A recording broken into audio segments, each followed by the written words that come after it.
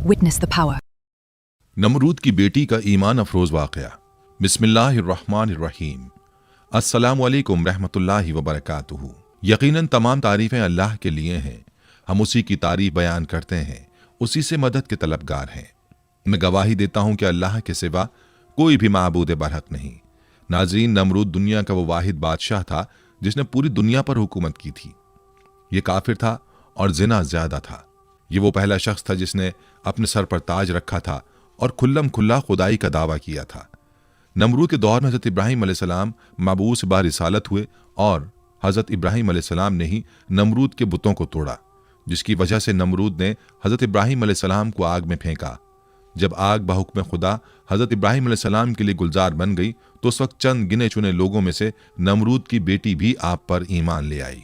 जब नमरूद को इसकी खबर मिली तो उसने अपनी बेटी के साथ क्या किया और नमरूद की आग में हज़रत इब्राहीम अलैहिस्सलाम के साथ कौन से वाक़यात पेश आए, ये आग कितने अरसे में तैयार की गई, खुदावंद मुताल ने छिपकली को मारने का हुक्म क्यों दिया और मेंढक को मारने से मना क्यों फरमाया, इसके साथ साथ आपको नमरूद का अंजाम भी बताएंगे। वीडियो में आगे चलने से पहले आपसे गुजारिश है कि वीडियो को स्किप किए बगैर आखिर तक ज़रूर देखिएगा और अगर आप हमारे चैनल पर नए हैं तो सबसे पहले हमारे चैनल को सब्सक्राइब कर लें। नाज़रीन, नमरूद बड़े तनतने का बादशाह था। सबसे पहले इसने अपने सर पर ताज शाही रखा और खुदाई का दावा किया। ये वलदुज़ ज़ना था और इसकी माँ ने जिना करा लिया था, जिससे नमरूद पैदा हुआ था। सल्तनत का कोई वारिस पैदा ना होगा तो बादशाहत खत्म हो जाएगी, लेकिन ये लड़का बड़ा होकर बहुत इकबालमंद हुआ और बहुत बड़ा बादशाह बन गया। मशहूर है कि पूरी दुनिया की बादशाही सिर्फ 4 ही शख्सों को मिली, जिनमें से 2 मोमिन थे और 2 काफिर। हज़रत सुलेमान अलैहिस्सलाम और हज़रत ज़ुल्क़रनैन तो साहिब ईमान थे और नमरूद बख्त नसर ये दोनों काफिर थे। नमरूद ने अपनी सल्तनत भर में ये कानून नाफिज कर दिया था कि उसने खुराक की तमाम चीज़ों को अपनी तहवील में ले लिया था। सिर्फ उन्हीं लोगों को खुराक का सामान दिया करता था जो लोग उसकी खुदाई को तस्लीम करते थे। चुनाचे एक मरतबा हज़रत इब्राहीम अलैहिस्सलाम उसके दरबार में गल्ला लेने के लिए तशरीफ़ ले गए तो उस खबीस ने कहा कि पहले तुम मुझको अपना खुदा तस्लीम करो, तभी मैं तुमको गल्ला दूंगा। हज़रत इब्राहीम अलैहिस्सलाम ने भरे दरबार में अलल ऐलान फरमा दिया कि तू झूठा है और मैं सिर्फ एक खुदा का परस्तार हूँ जो वादहू ला शरीक लहू है। ये सुनकर नमरूद अपने आपे से बाहर हो गया और आपको दरबार से बाहर निकाल दिया और एक दाना भी नहीं दिया। आप और आपके चंद मुताबिईन जो मोमिन थे भूख की शिद्दत से परेशान होकर जाँ बल्ब हो गए। उस वक्त आप एक थैला लेकर एक टीले के पास तशरीफ ले गए और थैले में रेत भर कर लाए और खुदावंद कुद्दूस से दुआ मांगी तो वो रेत आटा बन गई और आपने उसको अपने मुताबिईन को खिलाया और खुद भी खाया। फिर नमरूद की दुश्मनी इस हद तक बढ़ गई कि उसने आपको आग में डलवा दिया, मगर वो आग आप पर गुले गुलजार बन गई और आप सलामती के साथ आग से बाहर निकल आए और अलल ऐलान नमरूद को झूठा कहकर खुदाए वाहदहू ला शरीक की तौहीद का चर्चा करने लगे। नमरूद ने आपके कलमा हक से तंग आकर एक दिन आपको अपने दरबार में बुलाया और मुकालमा बसूरत मनाजरा शुरू कर दिया। नमरूद, ए इब्राहिम, बताओ तुम्हारा रब कौन है जिसकी इबादत की तुम लोगों को दावत दे रहे हो? हज़रत इब्राहिम, ए नमरूद, मेरा रब वही है जो लोगों को जलाता और मारता है। नमरूद, ये तो मैं भी कर सकता हूँ। चुनाचा उस वक्त ने 2 कैदियों को जेल खाना से दरबार में बुलवाया। एक को मौत की सजा हो चुकी थी और दूसरा रिहा हो चुका था। नमरूद ने फांसी पाने वाले को तो छोड़ दिया और बेकसूर को फांसी दे दी और बोला कि देख लो, जो मुर्दा था मैंने उसको जला दिया और जो जिंदा था मैंने उसको मुर्दा कर दिया। हज़रत इब्राहीम अलैहिस्सलाम ने समझ लिया कि नमरूद बिल्कुल ही अहमक और निहायत ही घामड़ आदमी है, जो जलाने और मारने का मतलब ये समझ बैठा। इसलिए आपने उसके सामने एक दूसरी बहुत ही वाज़ेह और रोशन दलील पेश फरमाई। चुनांचे आपने फरमाया, ए नमरूद, मेरा रब वही है जो सूरज को मशरिक से निकालता है। अगर तो खुदा है तो एक दिन सूरज को मगरिब से निकाल दे। हज़रत इब्राहीम अलैहिस्सलाम की ये दलील सुनकर नमरूद मबहूत और हैरान रह गया और कुछ भी ना बोल सका। इस तरह यह मुनाजरा ख़त्म हो गया और हज़रत इब्राहीम अलैहिस्सलाम इस मुनाजरे में फ़तहमंद होकर दरबार से बाहर तशरीफ़ लाए और तौहीद इलाही का वाज अलल ऐलान फरमाना शुरू कर दिया। कुरान मजीद ने इस मुनाजरे की रुदाद इन लफ्ज़ों में बयान फरमाई कि ए महबूब, क्या तुमने न देखा था उसे जो इब्राहीम से झगड़ा उसके रब के बारे में, इस पर कि अल्लाह ने उसे बादशाही दी, जबकि इब्राहीम ने कहा कि मेरा रब वो है कि जलाता है और मारता है। बोला, मैं जलाता और मारता हूं। इब्राहीम ने फरमाया, तो अल्लाह तो सूरज को लाता है पूरब से, तू पश्चिम से ले आ। तो होश उड़ गए काफिर के और अल्लाह राह नहीं दिखलाता जालिमों को। हज़रत इब्राहीम अलैहिस्सलाम खुदाबंद की तौहीद के ऐलान पर पहाड़ की तरह कायम रहे, न कि नमरूद की बेशुमार फौजों से गायब हुए। न उसके जुल्म जबर से मरूब हुए, बल्कि उस जालिम ने आपको आग के शोलों में डलवा दिया। उस वक्त भी आपके पाए अज़्म इस्तक़लाल में बाल बराबर लग़ज़िश नहीं हुई और आप बराबर नाराए तौहीद बुलंद करते रहे।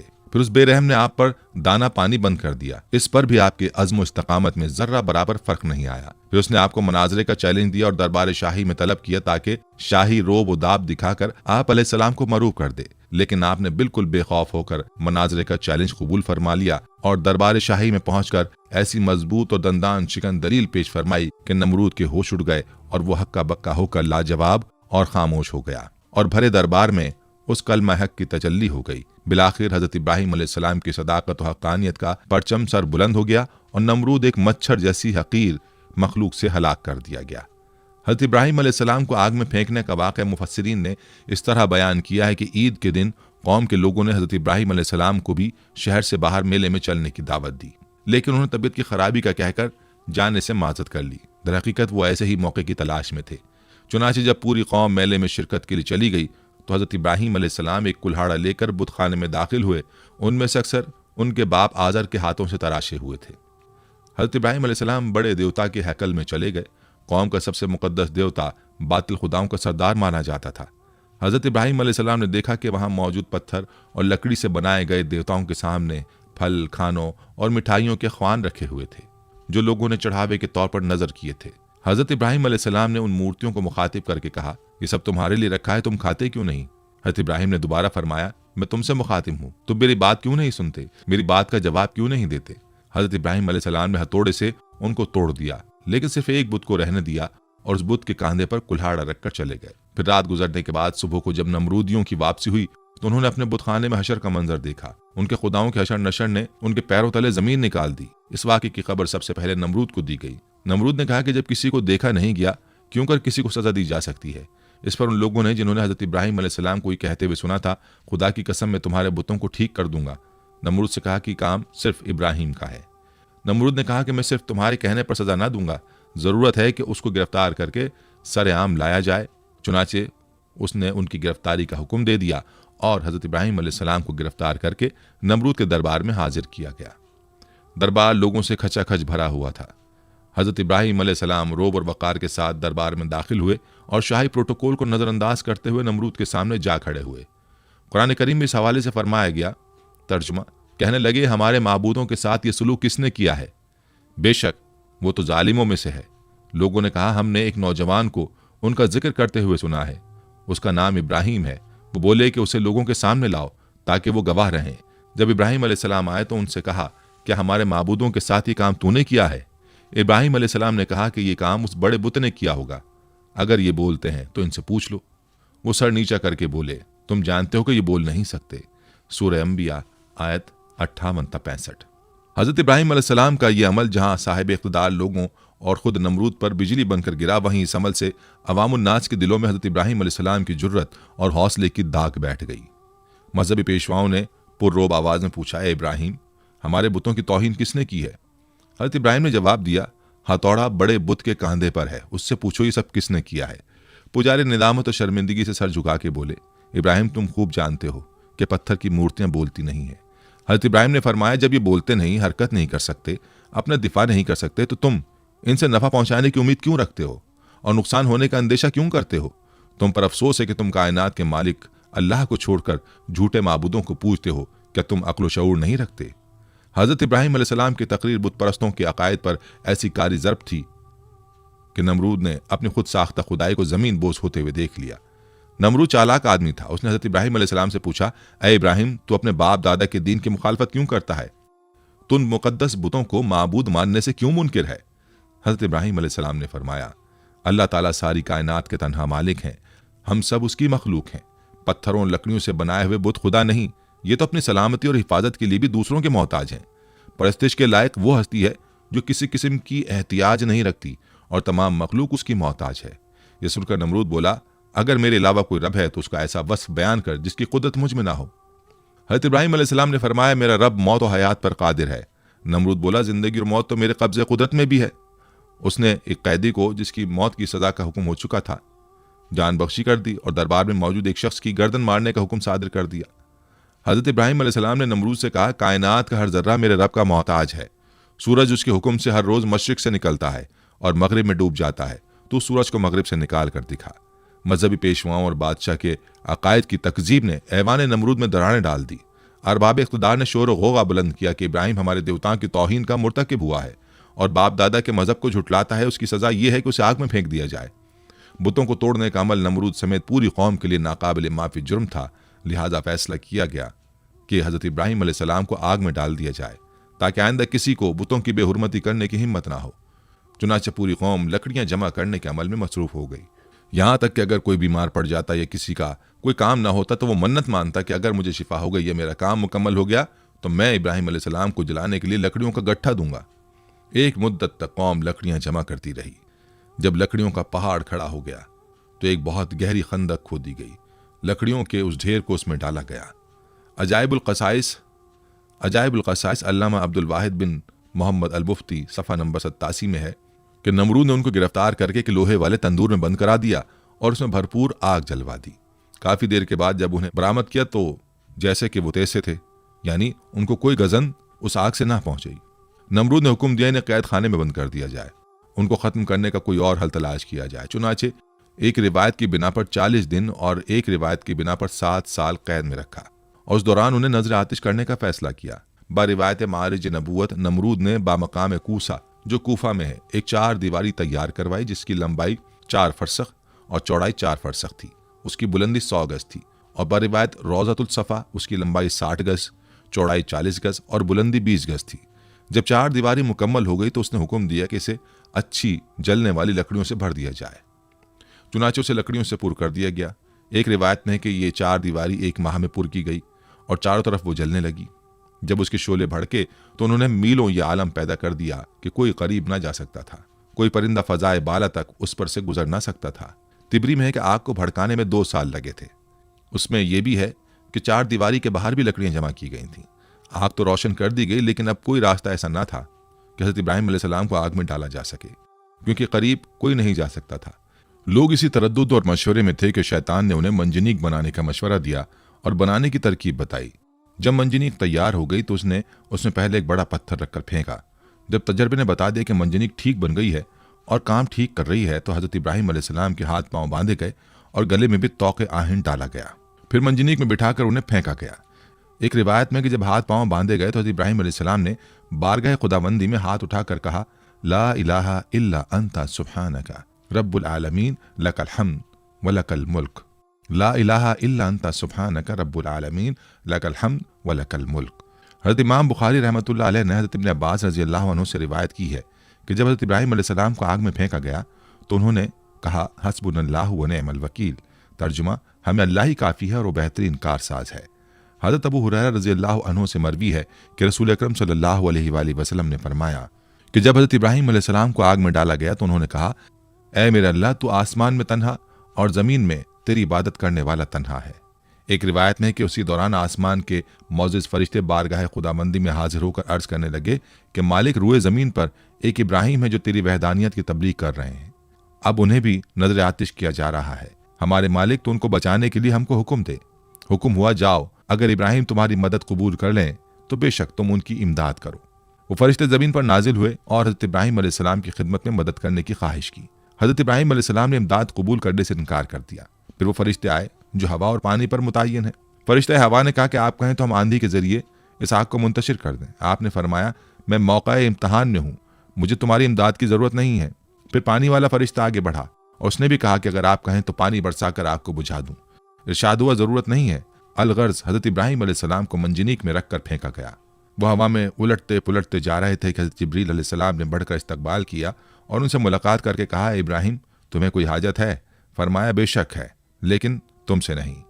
फिर हज़रत जिब्राइल अलैहिस्सलाम ने कहा कि अच्छा, मालिक ही की तरफ रुजू करो। कहा, सवाल की ज़रूरत नहीं, हमारे हाल का उसे इल्म होना ही काफ़ी है। मुख्तसर ये कि हज़रत इब्राहिम अलैहिस्सलाम भड़कते हुए शोलों में पहुंचे, फिर नीचे की तरफ आग के दरमियान वारिद हुए। फरमाने बारी ताला आग को पहुंच चुका था, ऐ आग, सलामती के साथ इब्राहिम के लिए ठंडी हो जा। आग गुले गुलजार बन गई, फूलों की कसरत हो गई। सिद्दीक़ा बयान है कि फरिश्तों ने हज़रत इब्राहिम अलैहिस्सलाम को ज़मीन पर बिठा दिया। उनके बैठते ही उनके करीब चश्मा जारी हो गया, गुलाब और नरजिस के फूल खिल गए। एक रिवायत में हज़रत इब्राहिम अलैहिस्सलाम जो ही वसत आग में पहुंचे, हज़रत जिब्रील अलैहिस्सलाम ने फ़ौरन बलूल का एक तख्त बिछाकर उस पर उन्हें बिठाया। उनके तख्त पर बैठते ही चश्मा आब जारी हुआ और गिर्द गिर्द फूलों के दरख्त नुमाया हो गए। एक रिवायत में कि जली हुई लकड़ियों के बाकी हिस्से को, जो जलने से रह गया था, उसे हज़रत जिब्रील अलैहिस्सलाम ने ज़मीन में नस्ब कर दिया और उससे हरे भरे दरख्त पैदा हो गए जिनमें ताज़े फूल लगे हुए थे। उसी दौरान में नमरूद ने अपने मीनार पर जाकर इब्राहिम अलैहिस्सलाम की तरफ जो निगाह की तो उन्हें जन्नत नुमा गुलजार में बैठा हुआ देखा। उसे ख्याल था कि वो जल भुनकर राख हो गए होंगे। जब उसने उन्हें इस हाल में देखा तो बहुत हैरान हुआ और उसके दिल में ख्याल पैदा हो गया कि आपको ये आग नहीं जला सकी और आप सही और सालिम बरामद होंगे तो लाज़िमन मेरे लिए और ज़्यादा मुज़र साबित होंगे। यही कुछ सोचकर उसने अपने कारकुनों को हुक्म दिया कि मंजनी के जरिए से इब्राहिम पर पत्थर फेंके जाए। चुनाचे बड़े बड़े पत्थर उस राख में फेंके गए। वो पत्थर बारिवायत अजाइबुल क़सस सफ़ा नंबर 88 एक मकाम पर हवा में जमा हो गए और बाहुक्म खुदा बादलों की सूरत इख्तियार करके बरसने लगे, जिसके नतीजे में उस हिस्से के अलावा जो गुलजार बना हुआ था, जिस कदर भी आग इस तवील चार दीवारी में थी, सब बुझ गई। अल्लामा मुस्जद तहरीर फरमाते हैं कि दुनिया में सबसे पहले जो मंजनिक बनाई गई थी वो वही थी जिसमें रख कर हज़रत इब्राहिम अलैहिस्सलाम को आग में डाला गया। यह मंजनिक मकाम कूसा में, जो कूफा की एक गांव कंजारा में वाक़ है, शैतान के हाथों बनी थी। उन्होंने हयातुल क़ुलूब के सफ़ा नंबर 90 में तहरीर फरमाया है कि हज़रत इब्राहिम अलैहिस्सलाम को जब हाथ पांव बांध कर मंजनिक में रखा तो उनके चचा आज़र, जो हुकूमत नमरूद का वजीर था, हज़रत इब्राहिम अलैहिस्सलाम के पास आया और उनके रुखे मुबारक पर एक तमाचा मारकर कहा, अब भी अपनी हरकत से बाज आ जा और नमरूद की खुदाई को तस्लीम कर ले। हज़रत इब्राहिम अलैहिस्सलाम ने फरमाया, जो खुदा है खुदाई उसी की तस्लीम की जाएगी और उसी की तस्लीम शुदा है। ये ना खुदा है ना इसकी खुदाई मानी जा सकती है। एक हदीस में है कि हज़रत इब्राहिम अलैहिस्सलाम के लिए आग ठंडी हुई तो उसका असर 3 दिन तक दुनिया की तमाम आग पर रहा और उसमें ठंडक आ गई थी। उलमा फरमाते हैं कि अगर अल्लाह ताला ठंडी के साथ सलामती वाली ना कहता तो उस आग की ठंडक हज़रत इब्राहिम अलैहिस्सलाम के लिए नाकाबिले बर्दाश्त होती। बहरहाल ये एक बड़ा मौज़ा है जो आसमान से बातें करती हुई दहकती भड़कती आग के गुले गुलजार बन जाने की सूरत में हज़रत इब्राहिम अलैहिस्सलाम के लिए अल्लाह की मशीयत से ज़ाहिर हुआ और इस तरह अल्लाह ने अपने नबी को मुशरिकीन की शैतानी साजिशों से महफूज फरमाया। अल्लामा इब्न कसीर क़ससुल अंबिया में तहरीर करते हैं कि इब्न अब्बास रज़ियल्लाहु अन्हुम और सईद बिन मुसैब से मरवी है कि जिस वक्त हज़रत इब्राहिम अलैहिस्सलाम को आग के सुपुर्द किया जा रहा था उस वक्त बारिश बरसाने वाला फरिश्ता सख्त इस्तराब और परेशानी के आलम में कह रहा था कि कब मुझे हुक्म मिले कि मैं मूसलाधार बारिश बरसाऊं। लेकिन अल्लाह का हुक्म उसकी सोच से भी ज्यादा बरक रफ्तार था और अल्लाह ने खुद ही आग को हुक्म फरमा दिया। उन नाजुक लम्हात में हज़रत जिब्रील अलैहिस्सलाम उनके साथ थे और आप अलैहिस्सलाम की जबीन अथर पेशानी से पसीना पहुंच रहे थे। उस पसीने के अलावा कोई और तकलीफ आपको नहीं पहुंची। हज़रत काब बिन अहबार रज़ियल्लाहु अन्हु बयान फरमाते हैं कि जिस रोज हज़रत इब्राहिम अलैहिस्सलाम को आतिश नमरूद के सुपुर्द किया गया उस रोज आग से तपिश और गरमाइश खत्म कर दी गई थी, जिसकी बिना पर ना लोगों के चूल्हे गर्म हो सके और ना ही आग से कोई काम लिया जा सका। हज़रत काब रज़ियल्लाहु अन्हु ने मजीद फरमाया कि उस रोज आग ने हज़रत इब्राहिम अलैहिस्सलाम से बंधी हुई रस्सी के अलावा कुछ और न जलाया। हज़रत सादी रहमतुल्लाह अलैह फरमाते हैं कि हज़रत इब्राहिम अलैहिस्सलाम के साथ साया करने वाला फरिश्ता भी था और 1 मील तक साया ठंडक और सलामती थी और सरसब्ज बाग गुलो गुलजार बन गया था, जबकि आसपास आग अपने शोलों और शरारों के साथ भड़क रही थी और लोग हज़रत इब्राहिम अलैहिस्सलाम की तरफ देख रहे थे। सुभान अल्लाह। हज़रत अबू हुरैरा रज़ियल्लाहु अन्हु से मरवी है कि हज़रत इब्राहिम अलैहिस्सलाम के वालिद के कहे हुए कलिमात में सबसे अच्छे कलिमात वो हैं जो आज़र ने अपने बेटे को आग के अंदर इस हालत में देखते हुए कहे, जिसका तर्जुमा है, ए इब्राहिम तेरा परवरदिगार बेहतरीन परवरदिगार है। इब्न असाकर रहमतुल्लाह अलैह हज़रत अकरमा रज़ियल्लाहु अन्हु से रिवायत करते हैं कि हज़रत इब्राहिम अलैहिस्सलाम की वालिदा ने जब अपने लख्त जिगर को गुल गुलजार में यूं मुतमईन देखा तो पुकारा, ए मेरे बेटे, मैं भी तेरे पास आना चाहती हूँ, अल्लाह से दुआ कर कि तेरे इर्द गिर्द की आग की हरारत से मुझे निजात दे। तो हज़रत इब्राहिम अलैहिस्सलाम ने अर्ज़ किया, जी अम्मा। फिर आपकी वालिदा हज़रत इब्राहिम अलैहिस्सलाम की जानिब चली और आग ने उन्हें कुछ ना कहा। फिर बेटे के पास पहुंचकर बेटे को गले लगाया और बोसा देकर वापस लौट आई। हज़रत मिनहाल बिन उमरो से मरवी है, फरमाते हैं कि मुझे खबर पहुंची कि हज़रत इब्राहिम अलैहिस्सलाम वहाँ गुल गुलजार में 40 से 50 दिन ठहरे। उन्होंने फरमाया कि दिनों और रातों में मैंने उससे अच्छी ज़िंदगी नहीं गुजारी और मेरी तमन्ना रही कि मेरी तमाम ज़िंदगी इसी तरह की हो जाए। कुफ़ार और मुशरिकीन हज़रत इब्राहिम अलैहिस्सलाम से इंतकाम लेना चाहते थे मगर जलील और रुस्वा हो गए। बुलंद होना चाहा लेकिन पस्त व ख़ार हो गए। गालिब होना चाहा मगर मगलूब हो गए। क़ससुल अंबिया अल्लामा इब्न कसीर सफ़ा 168-169। शायर मशरिक़ हज़रत अल्लामा इक़बाल रहमतुल्लाह अलैह ने हज़रत इब्राहिम अलैहिस्सलाम के इश्क़ हक़ीक़ी को बड़े खूबसूरत अंदाज में पेश किया है। फरमाते हैं, बेखतर कूद पड़ा आतिश नमरूद में इश्क़, अक्ल है महवे तमाशाए लबे बाम अभी।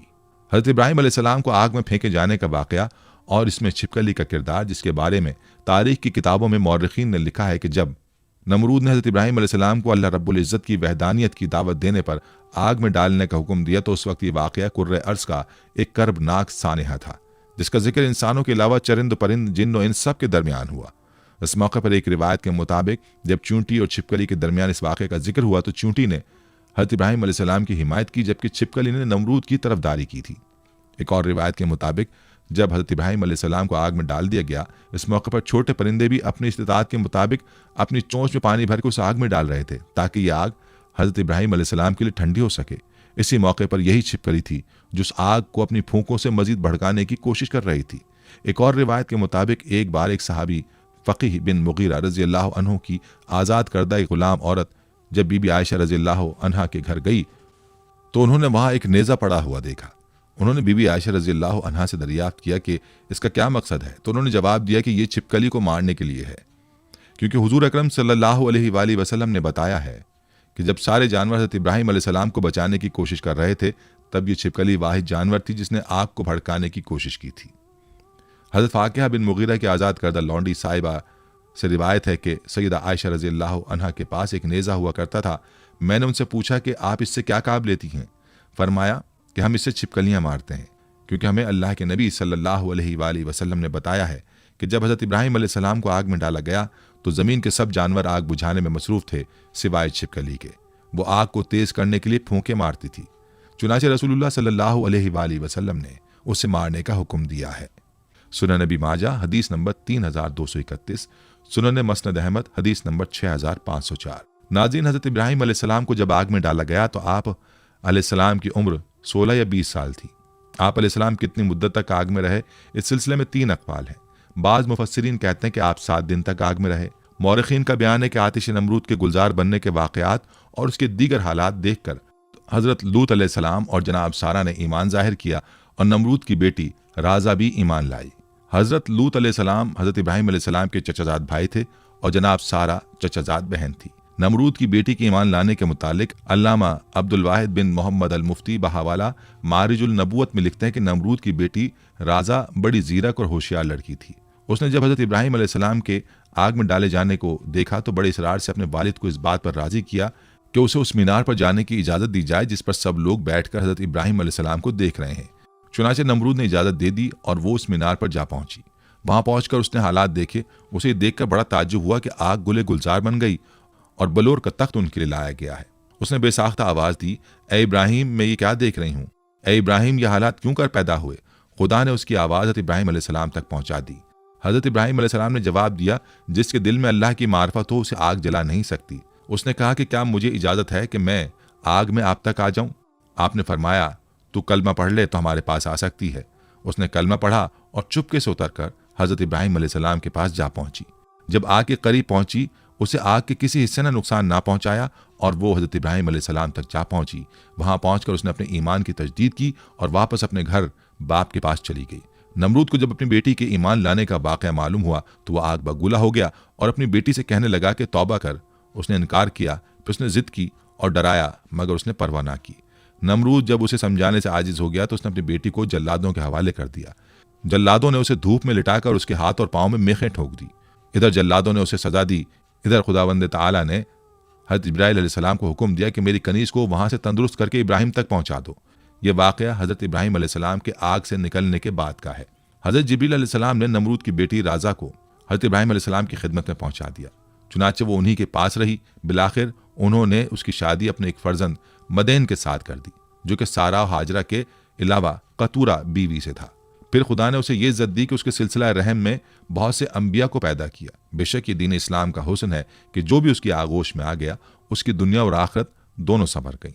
हज़रत इब्राहीम अलैहिस्सलाम के असवाए हसना से उलमाए हक को सबक लेना चाहिए कि बातिल परस्तों के मुकाबले में हर किस्म के खौफ व हिरास और तकालीफ से बेनियाज होकर आखिरी दम तक डटे रहना चाहिए और ये ईमान और यकीन रखना चाहिए कि ज़रूर ज़रूर नुसरत खुदाबंदी हमारी इमदाद व दस्तगीरी फरमाएगी और बिलाखिर बातिल परस्तों के मुकाबले में हम ही फतहमंद होंगे और बातिल परस्त यकीनन खाइब व खासिर होकर हलाक व बर्बाद हो जाएंगे। हज़रत इब्राहीम अलैहिस्सलाम का ये तर्ज फ़िक्र और अमल, आपका ये उसवा तमाम हक परस्त आलिमों के लिए चिराग राह है और हकीकत यह है कि आपके अस्वाए हसना पर अमल करने वाले ज़रूर कामयाबी से हमकिनार होंगे।